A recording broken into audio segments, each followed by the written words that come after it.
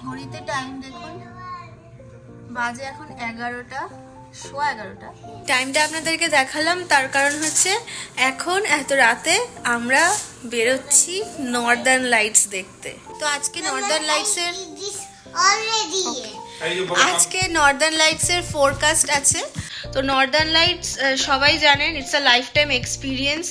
সবাই আর কি once in a lifetime সেটাকে নিজের চোখে দেখতে চায়। তো আজকে আমরা সেই জন্যই এত রাতে ডিনার ফিনার করে সব কিছু কাজ সেরে টেরে এখন বেরোচ্ছি নর্দার্ন লাইটস দেখব। তো চলুন আমরাও যাচ্ছি, আপনাদেরকেও সঙ্গে নিয়ে যাচ্ছি। ব্লগটা ফলো করুন, লাকি হলে অবশ্যই দেখতে পাবো এবং ভিডিও করলে আপনাদের সঙ্গে শেয়ার করব। চলুন আমরা বেরোচ্ছি।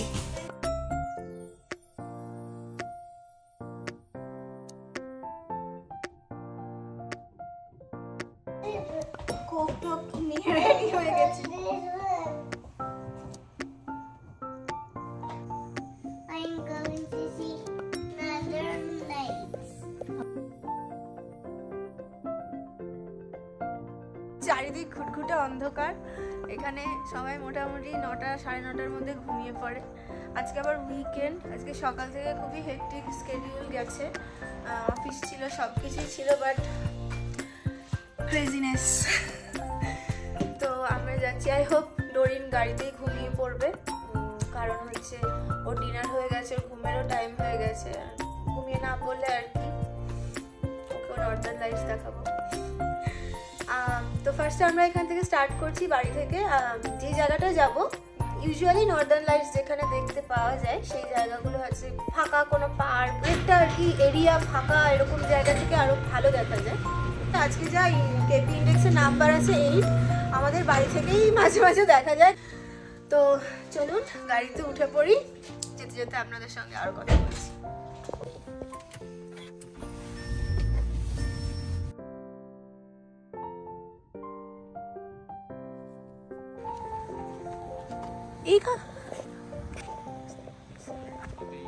आप लोगों का वहाँ पे वो है ना, लेक है ना, वो पूरा खाली है इसलिए आप लोगों को दिख रहा था। शतलीरा ने देखा? हाँ, हम सब लोग देखा। अच्छा, एकदम प्रोमिनेंट दिख रहा था। Oh my God, that means हाँ, अभी ग्रुप में भी पोस्ट कर रहे थे वो लोग कि स्टार्ट हो गया। वैसे बर्ड सेल पूरा रश है। हाँ अभी तो सर, ओह माय गॉड, तब तो हम पहुँच, कितने टाइम तक है? पूरा रात रहा है ना, तब ठीक है। Can you see a thin ray? Yeah, that I can see. Yeah. Yes, See that there. one. Yeah. Oh, What is that? but It's it's keep changing.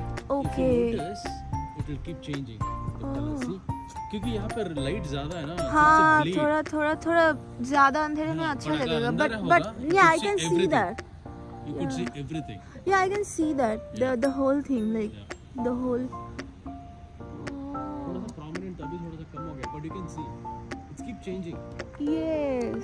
अगर लाइट नहीं होता, so that's why you have to go place where it's absolutely dark. Dark. Right. Okay. তো আমরা নিউজে দেখেছি আজকে একটা major geomagnetic Sturm রয়েছে, যার কারণে কানাডা আর ইউএসের New York, New Jersey, Connecticut সহ বিভিন্ন আরও কয়েকটা জায়গা থেকে এরকম ক্লিয়ার নর্দার্ন লাইটস দেখা যাবে। তো আমরা সেটাই চেস করতে এখন যাচ্ছি। আমি জানি না ভিডিওতে ক্যাপচার করা আদৌ যাবে কি না, কারণ এর আগে আমি কোনোদিনও নর্দার্ন লাইটসের ভিডিও দেখিনি কোথাও। ফটো অনেক দেখেছি কিন্তু ভিডিও দেখিনি, তার একটা সায়েন্টিফিক রিজনও আছে। এই দেখুন, আমরা ওই পার্কটাতে ঢুকে গেছি, কিন্তু এখানে প্রচুর লোকের ভিড়, এখান থেকে মনে হয় দেখা যাচ্ছে, বাট আমরা এখানে দাঁড়াচ্ছি না কারণ এখানে প্রচুর গাড়ির হেডলাইট রয়েছে। তো এই এত লাইটে কিন্তু নর্দার্ন লাইট দেখা যায় না, তাই আমরা আরও একটু আগে এগিয়ে যাচ্ছি যেখানে একটু কম গাড়ি আছে। More people, that means there's a lot of light, so don't stop. So go away from a lot of less people. और यहाँ पे पेड़ भी है। हाँ, क्या है? पेड़। অবশেষে দীর্ঘ প্রতীক্ষার পরে দেখা পেলাম লেডি অরোরার। এ যেন এক অদ্ভুত প্রাকৃতিক সৌন্দর্য, নিজের চোখে না দেখলে বিশ্বাস করা সম্ভব নয়।